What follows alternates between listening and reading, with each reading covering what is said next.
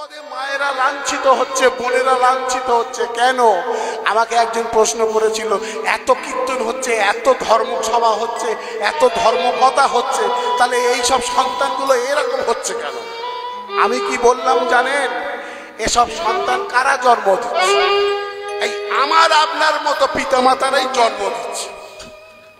সন্তান নেওয়ার পূর্বে তুমি গৌর গোবিন্দ চরণে কোনদিন প্রণাম করেছিলে? তুমি তাদের কাছে প্রার্থনা করেছিলে সুসন্তানের জন্য? প্রার্থনা করেন। দেবতার সৃষ্টি হলো আর অসুরের সৃষ্টি হলো কি করে একটু বলি শুনুন। এখানে অনেকে আছেন কাশ্যপ গোত্র, অনেকে শাণ্ডিল্য গোত্র, বিভিন্ন গোত্রের মানুষজন আছেন ভক্তরা। কাশ্যপ গোত্র মানে কি? আমরা কশ্যপ মুনির বংশধর, আর কশ্যপ মুনির বংশধর হয়ে আজকে আমরা মুরগির ঠ্যাং চিবাচ্ছি। মুরগির মাংস যত না খায় দেখবেন ছাট বিক্রি হচ্ছে বেশি। তা যাই হোক, যার যেটা ভালো লাগে খাক, পরে বুঝতে পারবে কি হচ্ছে না হচ্ছে। কশ্যপ মুনির স্ত্রী, দুজন স্ত্রীর কথা বলবো, দিতি আর অদিতি। দিতি এবং অদিতি, এই দিতি এবং অদিতির মধ্যে একজন স্ত্রী এসে কশ্যপ মুনি ধ্যান করছে,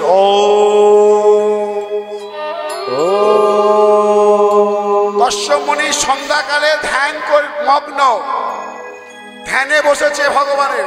হে নারায়ণ, হে নারায়ণ, হে নারায়ণ, হে নারায়ণ, রাধিকা রমণ মদন মোহন সেন, দেহ মন প্রাণ তোমাতে দিলাম, যাই তব গান।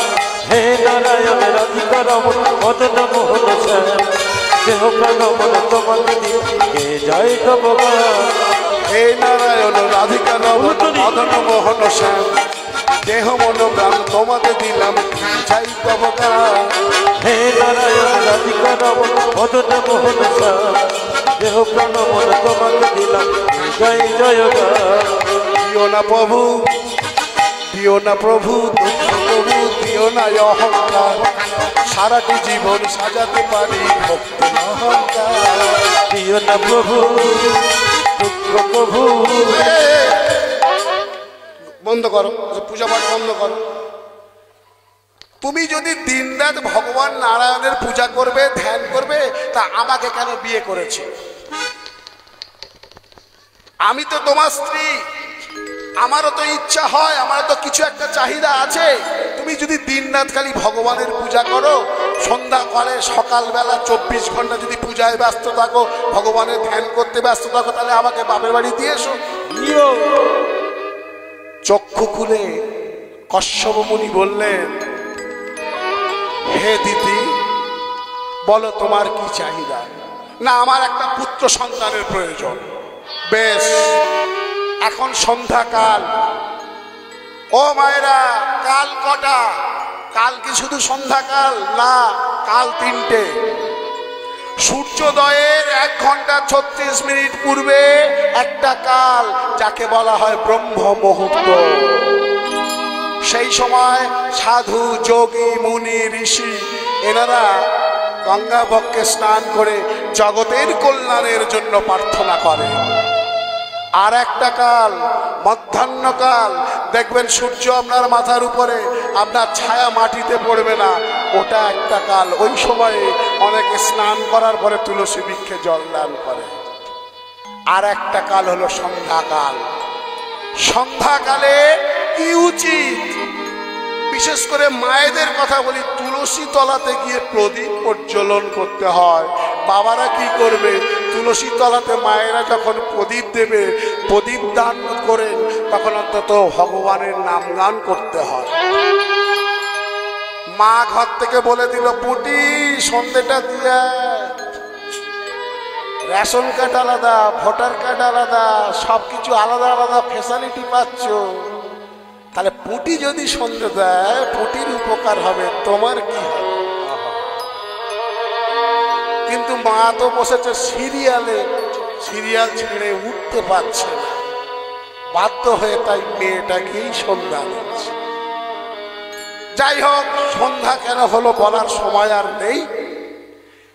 এই সন্ধ্যাকালে ভগবানের নাম গান করা উচিত। কেন সন্ধ্যাকালে ভগবানের নাম গান করতে যাব? আমি যদি রাত 12টায় করি আমার কি অসুবিধা আছে?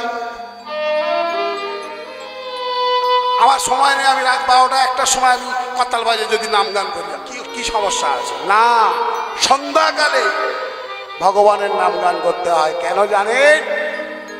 পরম বৈষ্ণব দেবাদিদেব মহাদেব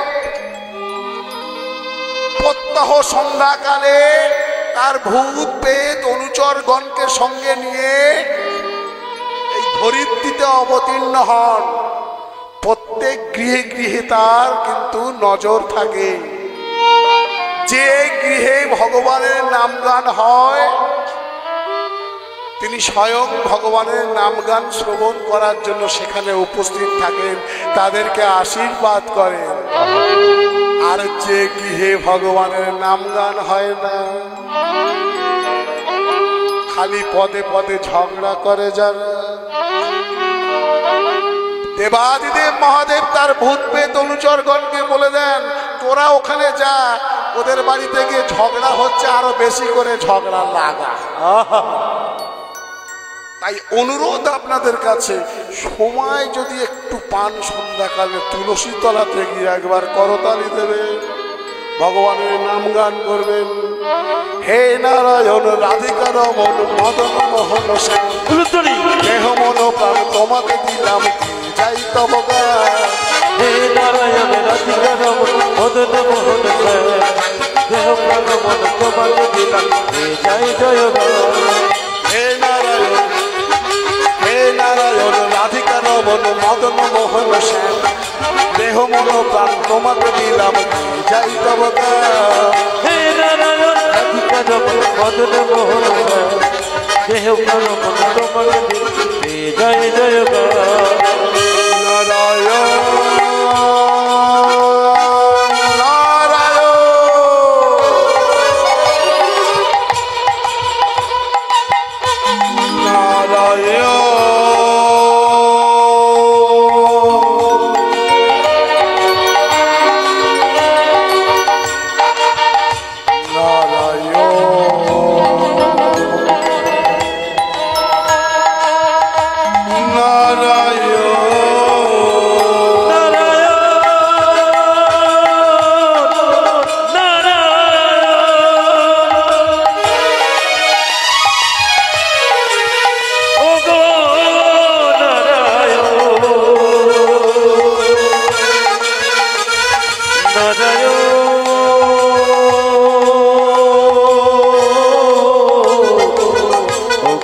নারায়ণ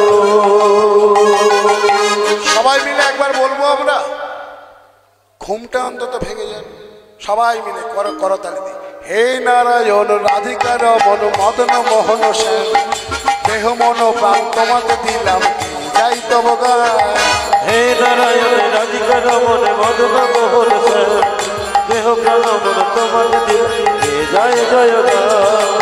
হে নারায়ণ, হে নারায়ণ, হে নারায়ণ রাধিকা রমন মদন মোহন শ্যাম, দেহ মন প্রাণ। বাবা বাবা, একটু মুখে আওয়াজ করা যাবে? হে নারায়ণ রাধিকা রমন মদন মোহন শ্যাম, দেহ মন প্রাণ তোমাতে দিলাম। বাবা বাবা, খুব ভালো লাগে। হে নারায়ণ, হে নারায়ণ রাধিকা রমন মদন মোহন শ্যাম, দেহ মন প্রাণ তোমাতে দিলাম যাই তব গান। বলো রাধে।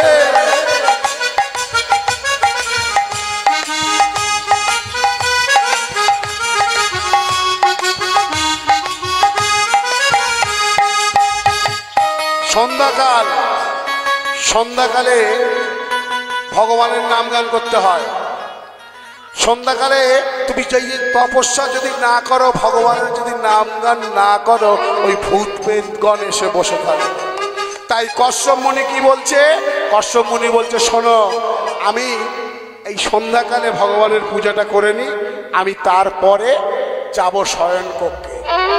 ভোজনের সময় ভোজন, ভজনের সময় ভজন, আর ভজন করার সময় যদি কেউ খাওয়াতে ব্যস্ত হয়ে যায় তাহলে কি হবে? সব ব্যাপারটা গোলমাল হয়ে যায়। কিন্তু কথা শুনলো না দিদি, বললো এখনই যেতে হবে তোমাকে শয়ন কক্ষে, আমার সন্তান চাই। দেখুন কীর্তন শ্রবণ করছেন আপনারা, কিছু একটু সঙ্গে নিয়ে যেতে হবে। কেন এই কাপড় টানা ছেলেগুলোর জন্ম হচ্ছে দেখুন। সন্ধ্যাকালে টানা হেজড়া করতে লাগলো কশ্যপ মুনিকে। কশ্যপ মুনি আর পেরে উঠল না, সঙ্গে সঙ্গে প্রণাম জানালো ভগবানকে। হে ভগবান, এই যে কীর্তন হচ্ছে, তুলসী বৃক্ষ রয়েছে, দেখুন ওখানে প্রদীপ জ্বলছে। কেন?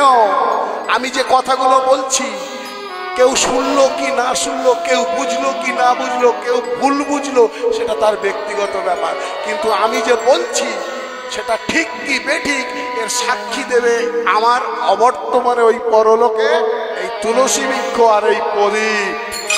প্রদীপকে প্রণাম করে জানালো, হে অগ্নিদেব, হে তুলসী মাতা, তোমরা সাক্ষী রইলে। আমি শয়ন কক্ষে যেতে চাইনি, আমার স্ত্রী আমাকে জোর করে শয়ন কক্ষে নিয়ে যাচ্ছে, বাকিটা এবারে আপনাদের ব্যাপার। শয়ন কক্ষে গেল, মিলন হলো, ওই গর্ভে ঢুকে গেল কি ওই যে হিরণাক্ষ আর হিরণ্যকশিপু। স্বর্গের দ্বার পাল ছিল জয় বিজয়। সনকাদি ঋষিগণের অভিশাপে তারা রাক্ষস কুলে অসুর কুলে জন্মপ্রাপ্ত হয়েছিল, কিন্তু ভালো গর্ভ খুঁজে পাচ্ছিল না। যেমন গর্ভ হবে তেমন তার মা, মাটি যেমন হবে মানুষটি তেমন হবে। ওই রকম অসুরিক প্রবৃত্তির জন্য গর্ভে দুটো সন্তান এলো, দুটো অসুরের সৃষ্টি হলো। তা ওই রকম অসুর সন্তানদের তো জন্ম দিচ্ছি কারা? আমরা। তাই দেখছেন না আজকাল কি হচ্ছে রাস্তাঘাটে? এই হচ্ছে আগত কলিযুগের পিতা মাতার জন্য তাদের সন্তানের মৃত্যুর কারণ। অর্জুন বলল, তাহলে এই রকমই চলবে? বলল, হ্যাঁ, পিতা মাতা যেমন শিক্ষা দেবে তেমন শিক্ষা। তাহলে 5 ভাইয়ের প্রশ্নের উত্তর আপনারা পেয়ে